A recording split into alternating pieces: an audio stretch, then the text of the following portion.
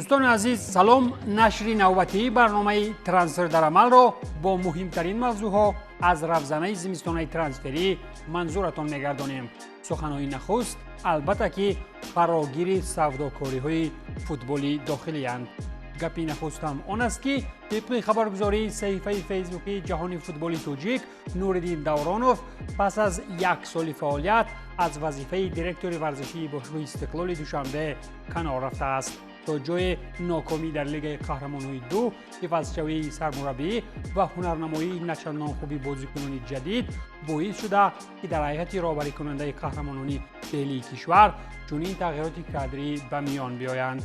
خود دورانوف باشد 2 سال اخیر فعالانه سبقت‌های ملی لیگ کشور را جلو می‌دهد. ستاره دیگری فوتبال تاجیک در ردیف نوردین دورانوف فتح‌الله باشد.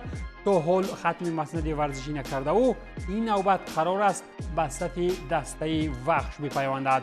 همین طریق سابق بازیگر بانکداران هم با احتمال زیاد دیگر به صف دسته اسخط برنمیگردد.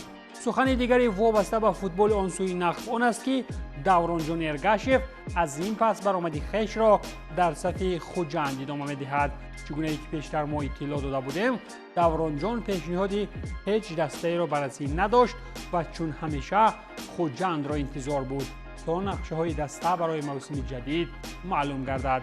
و گفتی دیگر این کس هم مثل زیدان تنها به یک دسته و یک منتخب محبت صمیمی دارد. یک گپ علاوگی از عالم فوتزال وطن باشد آن است که دروازه‌بان تیم جوانان فوتزال تاجیکستان لایق دولتوف که 3 موسم اخیر در دسته KPRF تومسک از لیگ یکم روسیه برآمد میکرد به دسته سیبریا که این کشور گزارش انجام داد.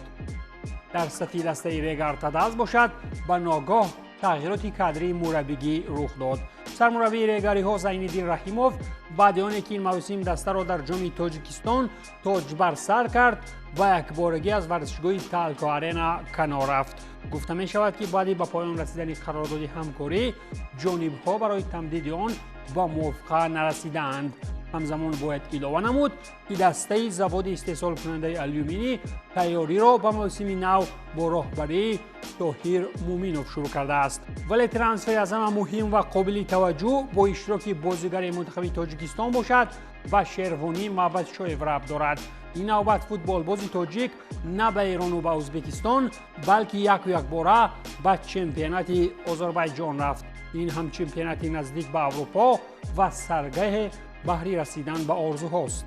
اگر که شیروانی برآمدی خویش را در صف دسته کاپاز گنجه از لیگ برتر آذربایجان به خوبی ادامه دهد از احتمال دور نیست که قره‌باغ مدام اشتراکچی در سبقت‌های اروپایی نیز به این بازیگری تاجیک چشم علا کند. ولی پیش از همه باید که برای دسته نهمی چمپیونات آذربایجان کمک رسان شد تا خود را در جدول به صباح و توران نزدیک نماید. مطلب‌های نخستی وابسته به ترانسفرهای خارجی البته که نخست در انگلیا شروع می‌شوند. حمله‌گر نروژی منچستر سیتی ارلینگ هالند شرطنامه‌اش را با دسته تا سال 2034 تمدید کرد.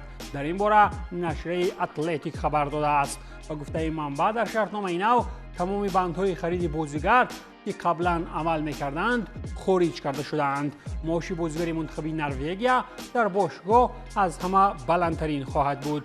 گفته می شود که این یکی از گرانترین و درازمدت‌ترین قرارداد کاری در تاریخ ورزش است. هالند 24 ساله در این موسم در هیئت دسته در تمام مسابقه ها 28 بازی انجام داده 21 گل و 1 اسیست کرده است. طبق معلومات سامانه ترانسمارکت ارزش بازاری فوتبال باز 200 میلیون یورو را تشکیل می دهد. بعد گلزنی به دروازه ایپسویچ تاون هالند علاقه 4 بازی را با زدن گل جنبست کرده. اشاره‌ها هم تا جای یک طرف می روند. دسته نو پیدا کردن سابق بازیگر معروف تاتنهام و منتخب انگلیا دلی علی باشد یکی از نویدهای جالب ترین است. دلی علی این نوبت در سری آ جای کار پیدا کرد و با کامو شرطنامه 1.5 ساله با امید تمدید کنی به 1 سال دیگر امضا نمود. علی نیم حمایتگر است. یک زمان خیلی هم آوازه‌دار بود ولی سپس ФАВРռ به فراموشی رفت که حتی از ماه فوریه سال 23 تا حال جای کار هم نمیافت. ولی نوابسته از این ФАВРыг است در کومو برایش یک امکانیت دیگر می‌دهد و ممکن علی 28 ساله هم قدرت خود را دیگر باره نشان دهد. دسته لندنی کریستال پالاس باشد بر عوض پول برای تیم میلوول رکوردی 12.2 میلیون پوند استرلینگ نیمه‌نهاییگر 19 ساله رامن اس را به دست آورد. شرطنامه بازیگری جوان با دسته پرمیر لیگ انگلیا 5.5 سال را تشکیل داده. موسم جاری چمپیونشیپ اس 24 بازی و 4 گل هم دارد. از جانب دیگر نفری سابقه دار تیم‌های منچستر یونایتد و پی اس جی اندر اررای 35 ساله از صف اتلتیک بیلبائو و بوکا خونورس رفت. بازیگری نام برده بعد گذراندن همگی 8 بازی در چمپیونات اسپانیا قرار کرد که از این پس زورش تنها به چمپیونات‌های در آن سوی اقیانوس اسپانی زبانان می‌رسد.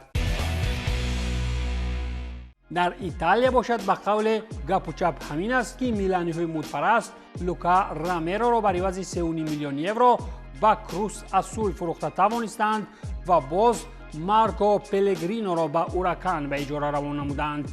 جانب رسانه‌ای دفاعگر مارکو پلگرینو را از ایندیپندنت از اجاره باز خواندند و تا تابستان سال 25 به اوراکان روان نمودند. اجاره نیمه‌نهاییگر لوکا رامیرو هم در الاوس قطع گردید و به گفته کالچو مرکاتو میلان از این کاری کردهش 3.5 میلیون یورو میگیرد. خلاص عین حال این نفران برای کنسنساو در کار هم نیستند. از ناپولی باشد بر زمین رفتن نفر اساسی همچنین نیمه‌نهاییگر السیو زربین رفت. او را نپالیتانی‌ها به اجاره به ونیتسیا با خریداری با وجود ماندن در سری آ روان نمودند. با گفته خبررسان نیکولاس سکیرا ونیتسیا در حالت حقوق به خریداری پور این بازیگر را پیدا می‌کند که اگر با انجام موسم جاری در سری آ باقی مانده تواند. اکنون میگذریم به گپ اساسی و ترانسفر اساسی زمستانی. بعد رفتن چندین بازیگران با استعداد از پس پول به صف پی اس جی خویچا کفاراتسخیلیا هم از زمره بازیگرانی گردید که اخیراً شهرت و جایزه نو پول را انتخاب کرد. هرچند که ناپولی با سرداری کانت این موسم دعوا به اسکودتو دارد و بسیاری‌ها در نیاپل از برایش زاری و تولای نرفتن هم کردند، ولی این بازیگری گرجی با امید گرفتن معاشی 5 مراتب بیشتر کلی محبت و وفاداری ها را زیر پا کرد و به دسته پولدار شیخان رفت. با قول مردم محلی کار این بازیگری گرجی را در میانه موسم کیدات سال میگویند، زیرا ترک کردن دسته از جانب نفری کلیدی در چنین مرحله مهم چمپیونات را البته با سخنان خوبتر تصویر کردن کلا ناممکن است. نسبت خویچا همچنین چلسی و لیورپول هم دعواگر بودند، ولی او به خیالم از تجربه نیمار و مسی میداند که آنجا پولی به درد و میان گرفتن خیلی هم آسان است. همین طریق گزارش زمستانی بازیگر منتخب گرجستان و پی اس جی از ناپولی 70 میلیون یورو را تشکیل داد. شرطنامه کاری خویچا باشد با پاریژیان تا تابستان سال 29 مهلت داشته. او در دسته نوش رقمی امباپه یا خود رقمی هفتم را گرفت. بازیگر 23 ساله منتخب گرجستان در دسته نوش معاشی سالانه در حجم قریب 9 میلیون یورو گرفته، باز 2 میلیون یورو دیگر در شکل علاوه پولی ها پرداخت می شوند. موسم جاری سری آ کفاراتسخیلیا در 17 بازی 5 گل زد و 3 پرتافت گلی داشت و دستش باشد به سمت قهرمانی می شتافت. در آمد گپ بعد رفتن خویچا هم کانت توانست حریف اساسی در پایگاه قهرمانی را در سفر شکست دهد. این هم اتلانتا از برگامو بود که به دسته کانت با حساب 2-3 تسلیم شد.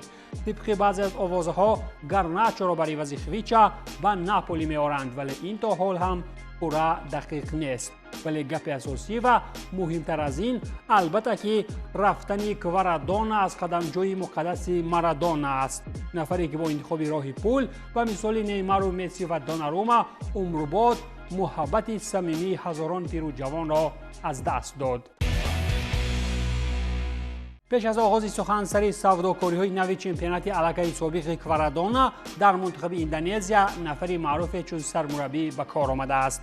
این هم سابق فوتبالباز دستان نیدرلندی پاتریک کلویورت می باشد که با شرطنامه 2 ساله و امکان تمدیدکنی آن با 2 سال دیگر به کشور جزیروی آسیای جنوبی شرقی تشریف آورده است. بیشتر باشد کلویورت شامل ستاد مربیان منتخب‌های نیدرلند و کامرون بوده، همچنین وظیفه دیرکتوری را در تیم‌های PSG و بارسلونا اشغال نموده بود. جای کار آخری نیدرلندی چرا ادانا دمیرسپور ترکی بود.